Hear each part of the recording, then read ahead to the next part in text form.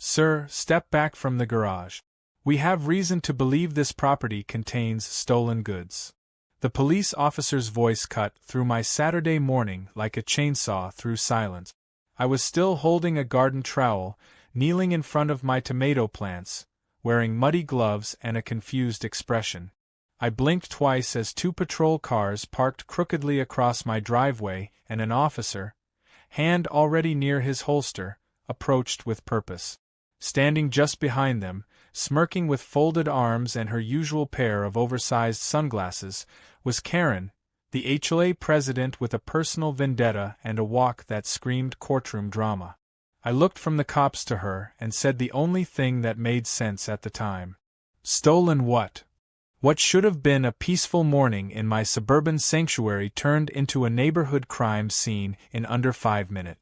Karen, who'd always hated my cluttered garage and once called the HOA over a slightly tilted trash bin, apparently decided that today was the day to escalate her crusade to DEFCON 1. The officers claimed they had received an anonymous tip, no prizes for guessing the source, stating that my garage was not just unsightly, but potentially harboring criminal activity. I didn't know whether to laugh, cry, or invite them in for lemonade while they searched for imaginary contraband between my boxes of Christmas lights and lawn tools. I told them they were welcome to take a look if they had a warrant or if they believed there was an immediate danger. One officer nodded, eyes scanning me like I was a walking episode of America's Dumbest Criminals.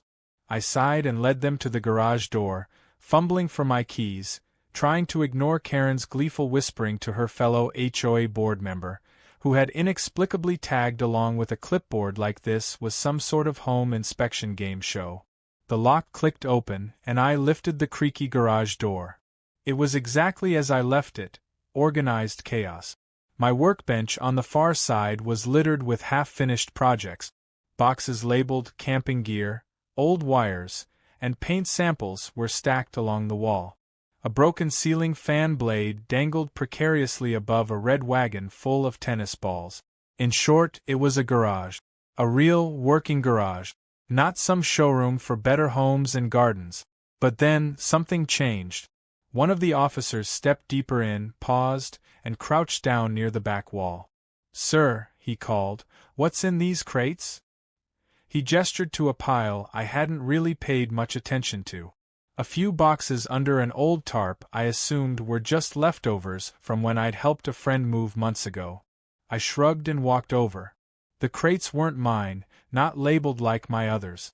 There were no markings except a sticker with a barcode and an address label half ripped off. The officer peeled the rest of the label back and whistled. "This name isn't yours. And it's not your address either," he said, holding up the label for me to read. I leaned in, heart suddenly skipping a beat. The name was familiar, 2 houses down. The officer pulled out a scanner, scanned the barcode, and radioed it in. A moment later, his partner received a confirmation ping. It matched an item reported stolen 3 weeks ago. Karen's fake gasp was so loud it echoed. "Oh my word," she said dramatically. "I told you something shady was going on in there. I knew it." She was already pulling out her phone, probably trying to livestream the moment she believed she'd finally taken me down. What she didn't realize was that the officer was now looking at her, not me, with a very different expression. "Ma'am," he said, turning toward her, "can you come over here for a moment?" She looked startled but obeyed, heels clicking across my driveway. The officer asked her to read aloud the name on the shipping label. "Diana K. Fuller," she said, eyebrows knitted together. Wait, that's not, what does this have to do with me?" The officer raised a brow. "Because the return address is yours." I thought I misheard. Karen went pale. The HOA board member dropped his clipboard. For a full 5 seconds, everyone just stood there, staring at one another in a silence so thick you could spoon it like soup. Then Karen stammered, That can't be, there must be a mistake." But the officer wasn't done. He gently peeled up another box's label. Same thing. Karen's name. Karen's return address. The items? Stolen electronics, headphones, watches, high-end kitchen gadget. The kind of stuff that went missing almost weekly from our neighborhood porch deliveries. My garage had turned into a pop-up evidence locker without me even realizing it. My brain ran back through the last few months. There were days I came home and thought things looked slightly different. My boxes moved. A few items out of place. I thought I was just being forgetful. But now I was realizing someone had been entering my garage regularly. My garage had a side door, and the lock had recently been replaced after I lost the key. The new one? Provided by the HOA maintenance program. And guess who oversaw the maintenance requests? Karen's voice was shaking now. I swear I've never seen those before in my life. Someone is framing me. This is slander. The lead officer didn't flinch. Ma'am, you're not under arrest right now. But we're going to need you to stay while we check this out. A growing crowd of neighbors gathered on the sidewalk, murmuring like it was the climax of a murder mystery novel. Mrs. Espinoza from next door took out her phone and started filming. Mr. Tilley was already muttering to his wife, "Told you something was up with that woman. Always measuring our lawn height with a ruler." I stood frozen, not out of fear but pure disbelief. Karen had orchestrated this entire drama to humiliate me, and somehow she'd exposed her own crimes instead. I looked at her and said quietly, "You wanted to clean up my garage, Karen. Looks like it's cleaning up your reputation instead." She didn't respond. Her mouth opened, then closed. Her eyes darted from me to the cops, to the cameras, then back to the crates. I almost felt sorry for her. Almost. Then her son pulled up in his scratched-up sedan, jumped out, and yelled loud enough for the whole neighborhood to hear. "Mom! You weren't supposed to leave those boxes in his garage again." And just like that, the crowd gasped, the cops exchanged knowing looks, and Karen's empire of HOA tyranny began to collapse like a poorly stacked house of Amazon packages. The murmurs around the street had turned into an audible hum of gossip as the officers began carefully opening the sealed crates in my garage, snapping photos and logging each item like they were processing evidence at a crime scene, which, apparently, they were. Karen stood stiffly at the curb, arms tightly crossed, a plastic smile plastered on her face that was rapidly warping into visible panic. Her son's accidental confession had already changed the tone of the investigation. He stood beside her now, fidgeting, clearly realizing that what he said moments ago might have just dug a trench too deep for either of them to climb out of. I leaned against the fence, watching as more officers arrived, including a detective in a beige suit who clearly didn't have time for HOA drama but recognized this was something more serious than neighborly squabbles. The detective pulled me aside and asked some basic questions: how often I used my garage, who had access when I last noticed anything strange. I told him I hadn't touched the back half of the garage in weeks, maybe months, and that I'd recently had the lock replaced by the HOA's maintenance vendor. That little detail caught his attention. He scribbled a note, then asked if the vendor was part of the HOA directly or a third-party contractor. I said I didn't know, but if Karen had arranged it, there was a good chance she either knew the guy personally or had the keys herself. Meanwhile, one officer unwrapped a box full of still-sealed smartphones, each with a shipping label addressed to a different house in the neighborhood. As they radioed in the tracking numbers, reports started flooding back. Almost every one of the boxes matched a missing package complaint filed with the HOA or local delivery services. Some were reported missing weeks ago, others months. The kicker was that many of these complaints had been dismissed by the HOA due to lack of evidence or chalked up to delivery errors that now looked suspiciously convenient. Karen was visibly sweating, dabbing her forehead with a tissue while claiming she was being set up. "This is outrageous," she told the detective. "I've been fighting package theft in this neighborhood for years. Why would I? This is retaliation, clearly. He's trying to frame me because I enforce the rules. That's all this is." The detective looked at her without blinking and replied calmly, "We'll let the evidence speak for itself." It wasn't long before someone on the sidewalk muttered that Karen had access codes to most homes in the neighborhood, including garages and side gate. She had insisted, years ago, that HOA officers be given emergency access to private spaces in case of property hazards. It had seemed overreaching at the time, but she had steamrolled the vote and backed it with fake legal threats. Now that policy was backfiring spectacularly. The detective asked if anyone had documentation of these access codes, and several neighbors, including me, said we had signed a form she pushed during annual inspections, buried under vague wording that made it sound voluntary. One of the younger officers took out a laptop and plugged in a portable scanner. They began examining the return labels more closely. Some had been cut and taped over, while others still had Karen's address under layers of tape or marker. A few even had her HOA email listed as the contact point for returns. The detective looked back at her and asked bluntly, "Care to explain why your email address appears as the point of contact on 6 different items shipped from 3 different states?" Karen stammered something about mistaken identity and possibly reused boxes, but her voice was cracking under the weight of too many lies. Just when the tension was reaching a breaking point, Karen's son tried to walk away, muttering that he was going to the store. An officer stopped him and asked if he'd be willing to answer a few questions. He froze. The detective approached gently and asked what he meant earlier about leaving boxes in my garage again. The kid's mouth opened and closed like a fish gasping for air. Then, without much pressure, he started talking. He said his mom had told him it was temporary storage, that the garage was rarely used and no one would notice. She allegedly asked him to bring a few crates over late at night after the HOA events when no one was watching. He thought it was weird but figured it was some HOA storage issue. She said she didn't trust the board with her stuff, he added.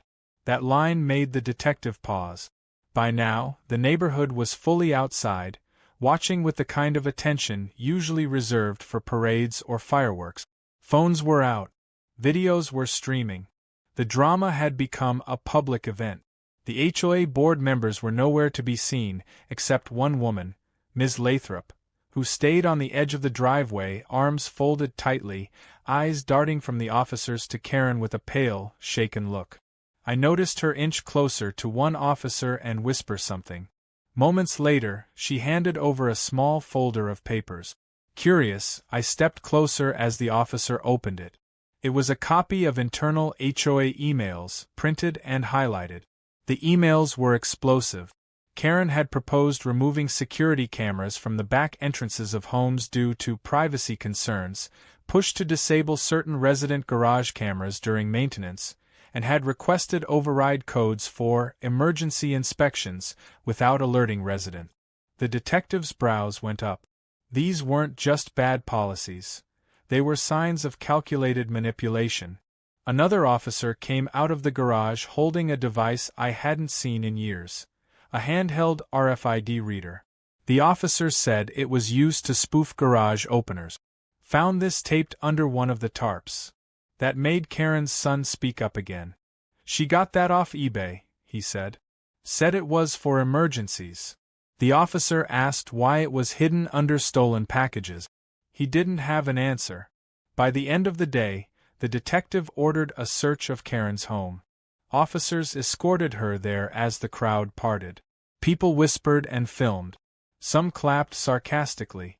I just watched her walk past, her posture more rigid than ever, her lips drawn tight in a line.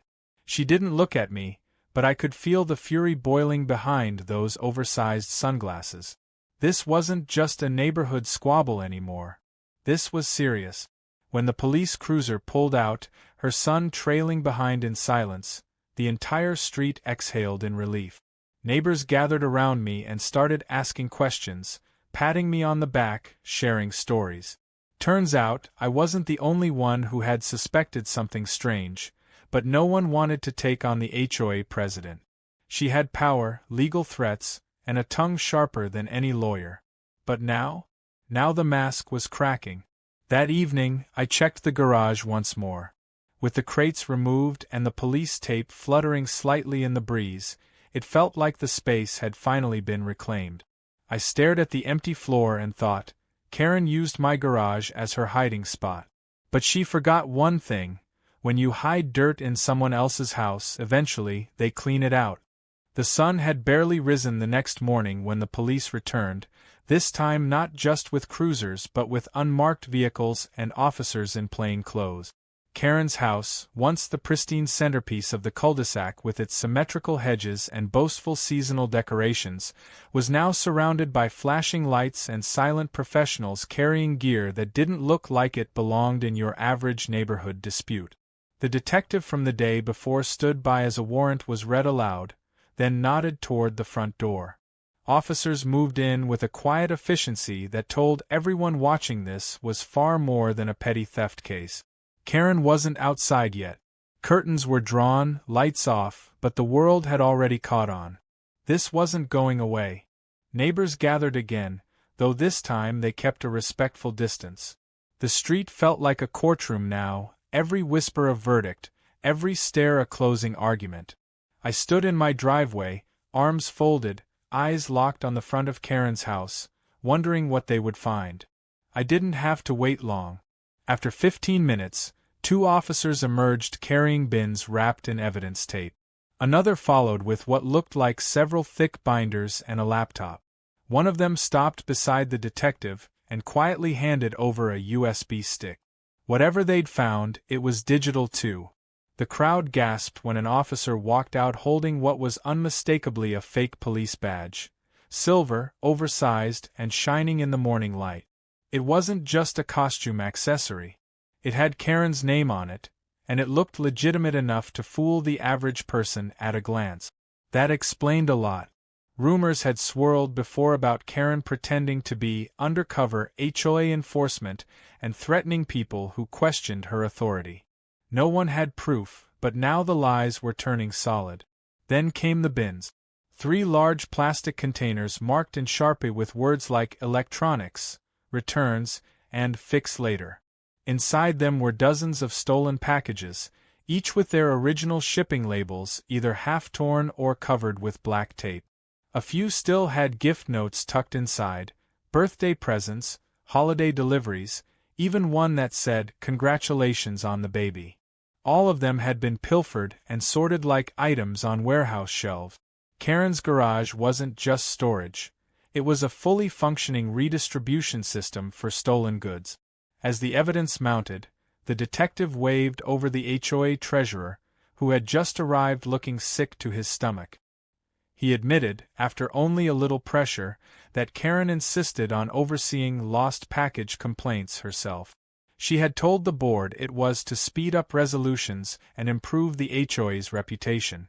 What she actually did was intercept the complaints, then delete or redirect them, all while keeping the merchandise for herself. According to the files the officers found, she had even created a spreadsheet titled Package Flowchart, which tracked delivery addresses, expected arrival dates, and which homes could be used for temporary hiding. That's when things got weirder. Another officer emerged with an RFID scanner like the one they'd found in my garage. But this one had a custom casing, etched with the initials KF. A quick check of her desktop showed that Karen had bookmarked several online forums about hacking smart locks, rerouting deliveries, and disabling home security systems. She wasn't just a suburban kleptomaniac. She had built an entire system designed to exploit her neighbors while pretending to protect them. But the final blow came when the officers cracked open her email. According to the detective, Karen had been using her HOA email to communicate with an underground reselling ring. She would send lists of what was available, and they would buy in bulk through encrypted payment app. Several emails included photographs of packages staged for sale, all taken inside her own garage. One even showed the corner of my rake in the background. There was no denying she had used my space as a halfway house for stolen goods. As the police worked, Karen finally stepped outside, flanked by 2 officers. Her hair was disheveled, her robe clutched tightly around her, and her eyes darted wildly between faces in the crowd. For once, there was no smirk, no sunglasses, no clipboard. She looked like someone realizing the world she built was made of sand, and the tide had come in. She tried to speak, but the detective told her it was better if she remained silent. Her hands were cuffed behind her back, and as she was led down her perfect stone path, neighbors stepped away like the sidewalk itself had become radioactive. Her son followed behind her, not in cuffs, but clearly overwhelmed. One officer patted him on the shoulder and walked him to a waiting car. From what I'd heard, he'd been cooperating fully. Apparently, he hadn't realized the full scope of his mother's operation. He thought it was just rescuing misdelivered packages or holding on to lost items. But the evidence showed otherwise. He had helped move crates, sometimes after HOA meetings, sometimes in the early morning. He was another pawn, maybe even a victim, in Karen's relentless obsession with control. Later that afternoon, I was invited to the HOA clubhouse for an emergency meeting. The few board members who hadn't resigned or vanished into hiding stood awkwardly at the front of the room. The treasurer took the mic first, voice trembling. He apologized to the community, admitted they had failed to properly vet Karen's decisions, and said they were fully cooperating with law enforcement. Then, unexpectedly, he called me to the front. I hesitated, but the room encouraged me with quiet nods. He handed me a manila folder. Inside was Karen's HOA access log. Every time she entered someone's garage or side gate, every override code she used. It was all recorded, including 7 entries for my garage, each late at night, spaced weeks apart. It was proof beyond a doubt. The treasurer then looked at me and said, "We failed to protect your property. And for that, we're truly sorry." I nodded, but I couldn't say much. I was still absorbing the scale of what Karen had done. Back home, I looked around my garage again. It was quiet now. The crates were gone, replaced by open space and faint chalk lines from where evidence markers had been placed. I started sweeping the floor, trying to reclaim it, one stroke at a time. As I worked, neighbors walked by, waving or offering kind words. Some offered help. One even dropped off a tray of cookies with a note that said, "Thanks for standing up when we couldn't." By evening, local news vans had shown up. The story had made it online, spreading fast under headlines like HOA President Caught in Porch Piracy Ring and Neighborhood Watchdog Turned Cat Burglar. Someone on Reddit posted the full video of Karen being let out in cuffs. It already had over 100,000 views. The comments were savage, hilarious, and overwhelmingly supportive. People were calling me Garage Justice Guy. One user even made a meme of Karen holding a box labeled Consequences. I couldn't help but laugh. For all the chaos, one thing was finally clear. Karen's reign of tyranny was over. The woman who once ruled the HOA like a queen had fallen. Not because someone took her down with force or fire, but because her own lies tripped her into the very pit she dug for others. And all it took was the right neighbor finally opening the garage door. The next few days unfolded like a neighborhood fever dream. Karen's arrest had become more than just a local scandal, it was a national spectacle. News crews lined the street as if they were camped outside a celebrity trial. Reporters leaned over fences, asking neighbors for soundbites. Every few hours, someone rang my doorbell, either trying to get a statement or hand me a homemade pie as thanks for taking one for the block. My mailbox overflowed with letters. Some from neighbors I barely knew, others from people across the country who'd seen the story online and wanted to share their own HOA horror stories. Apparently, Karen had touched a nerve far beyond our zip code. Social media, of course, had done what it does best, turned the whole thing into viral comedy. Someone made a remix of the video where Karen is led away in cuffs to the beat of a popular pop song, edited with sparkles and the words, "Crime doesn't pay, Karen." Another person animated her HOA speeches into a courtroom puppet show, which I'll admit, was disturbingly accurate. The hashtag GarageJustice was trending, and there was even a change.org petition to ban Karen from ever joining another HOA board again, anywhere. It had over 50,000 signatures in 2 days. But behind the memes and laughs, the real consequences began to take shape. The investigation had grown beyond the local police. With evidence of stolen goods crossing state lines and encrypted online sales, federal agents had stepped in. The FBI was now handling the digital trail, and they were thorough. They traced the resale accounts back to a shell company under Karen's name and discovered she had been flipping high-value items for nearly 3 years. Electronics, kitchen appliances, power tools, even baby monitors. It was all sold through anonymous listings. Payments went into a series of accounts under fake LLCs.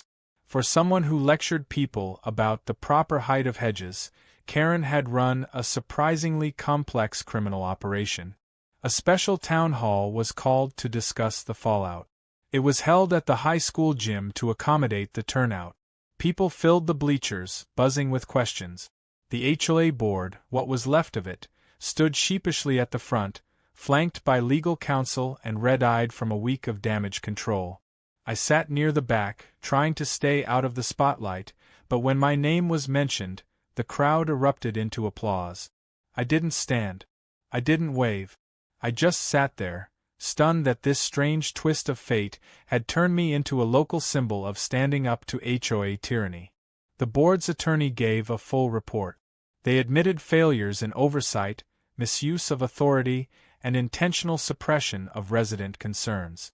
Karen had manipulated the organization from within, and multiple members were stepping down. A full audit was in progress. Anyone who had reported missing packages over the last 2 years would be contacted. Reimbursement was coming, and the insurance company was already involved.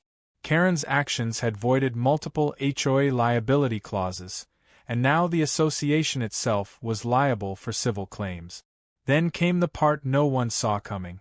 The judge assigned to Karen's criminal case ordered her held without bail due to the sheer volume of evidence and the risk of witness intimidation.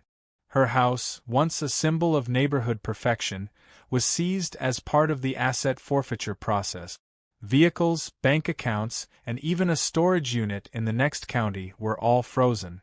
Karen's smug world had imploded from every angle. The prosecutor gave a statement to the press. Karen Fuller is facing 15 federal charges, including mail fraud, wire fraud, impersonation of law enforcement, and illegal use of surveillance devices. Combined, she was looking at a possible sentence of 25 years. But the court wasn't the only place Karen would face a reckoning. During the second week of investigations, a previously quiet neighbor stepped forward. He was an IT technician who used to work with the HOA's server systems. He had been quietly backing up everything Karen ever touched on the network. Emails, documents, access logs, and even voice recordings from meetings.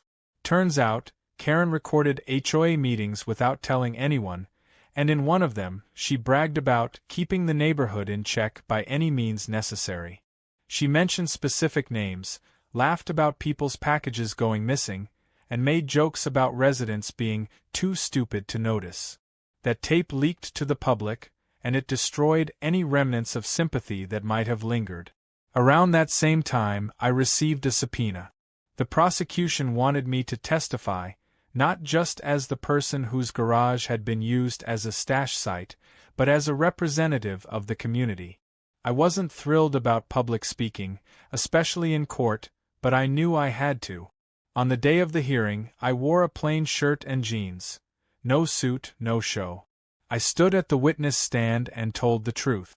I told them about the night the police arrived, the boxes with stolen labels, the look on Karen's face when she realized the lie had caught up to her. I explained how she used HOA power like a weapon and turned neighborly trust into her personal toolkit for theft. Across the room, Karen sat with her lawyer, looking smaller than I had ever seen her.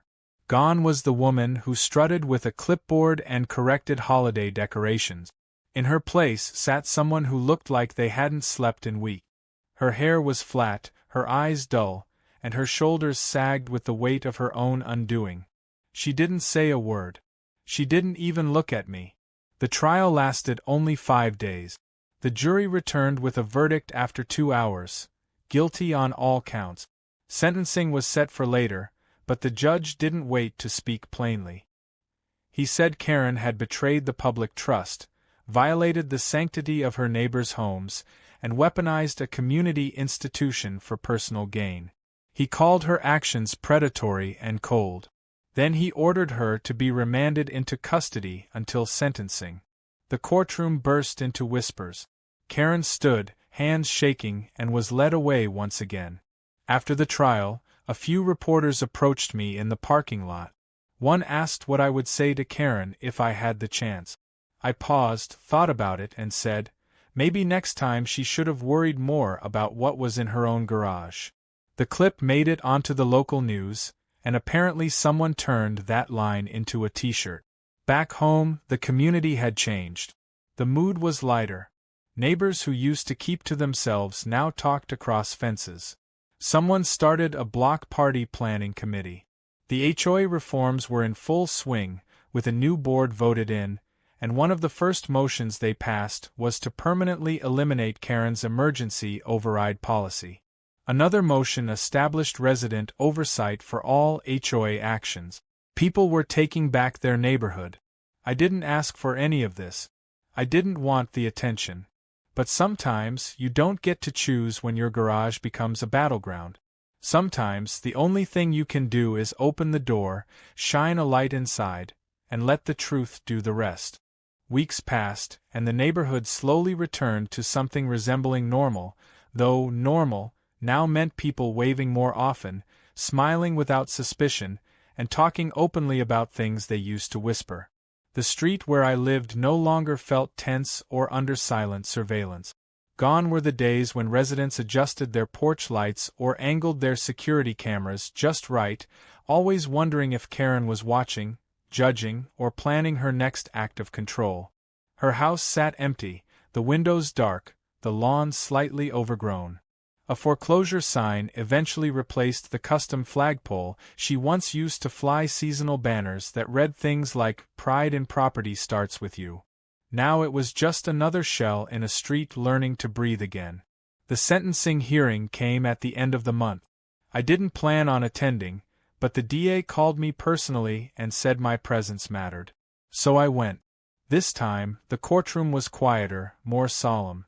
The frenzy of media had died down, but a few reporters still lingered, along with a cluster of familiar neighborhood faces. Karen entered, wearing county orange instead of one of her designer pantsuit. Her hair was grayer, her eyes sunken. Whatever arrogance she once wore like armor was now stripped clean. She didn't look at anyone in the crowd, not even her son, who sat 3 rows back with his head bowed and hands clasped. The judge reviewed the charges again.